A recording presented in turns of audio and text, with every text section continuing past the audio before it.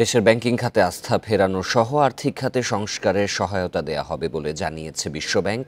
সকালে বাংলাদেশ ব্যাংকের গভর্নরের সাথে এক বৈঠকে সংস্থার দক্ষিণ এশিয়া অঞ্চলের ভাইস প্রেসিডেন্ট মার্টিন রেইজার এই কথা জানান।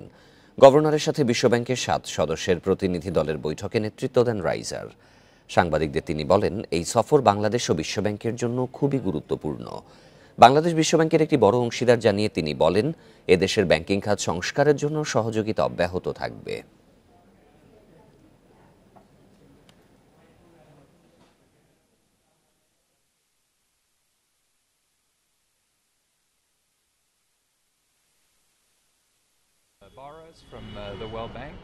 বাংলাদেশের সাথে আমাদের সব ধরনের সহযোগিতা অব্যাহত থাকবে।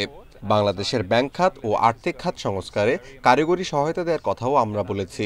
আশা করি এতে বাংলাদেশের মানুষের মধ্যে আস্থা আরও বাড়বে।